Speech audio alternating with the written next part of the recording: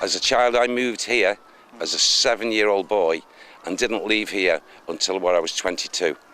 So Salisbury Avenue, that was my, where my surroundings, where I come from. And it's bizarre this coming back. Netherton Park, that was the school I was at. Played for the football side there, yeah. And you said you went to, what high school did you say you went Warwick Bowling. And where was that? That's in Browns Lane, isn't it? Marion Square Way. Oh yeah, that was the old Bootley, wasn't it? Yeah, I went to that Bootley. Hereford Drive, Quigley and Salisbury Avenue were the first houses that were actually built here. So we moved in before our very eyes. The houses were starting to get built in flats. And oh yeah. Have you been around the estate now? Like, have you seen what changes have been made? Yeah, I've just with my wife driven past my mum's old house, and it just takes you back, Netherton will always be very strong in my heart. Because I had good times as a kid here.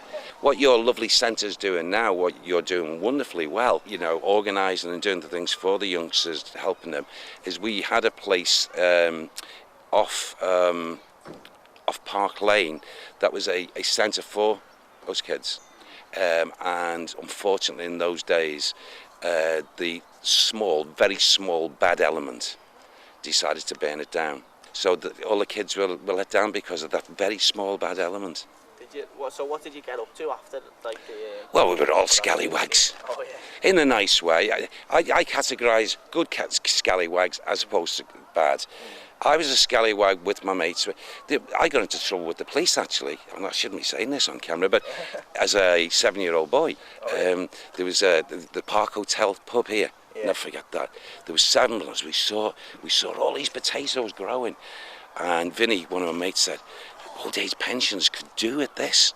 And we cleared the field, and we had barrows and everything coming down Park Lane. No one saw us, and we dishing out the spuds all round to the old age pension. So that was a good scallywag doing something for.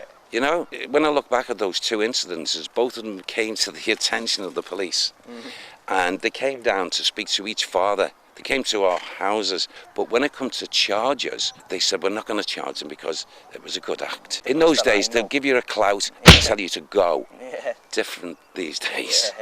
Yeah. We used to know the bobbies round here.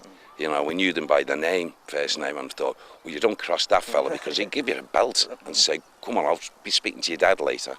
And he'd probably be having a drink with me dad in the club or something like that, so, You said, how did the Dodge name come about? Well, Dodge City came about through people who didn't live in the area that called it cowboy country. So they called it Dodge City. So they thought that everyone on the estate was cowboys, was it? Yeah, and in those days also what used to go on, and it did go on a lot, which didn't help the matters, well, if a person was to drive in a new car from another area visiting someone on the estate, they'd have to make sure, they didn't stay there in the dark. At night time, they'd come out and the 4 wheels were off. And how they used to work in little teams.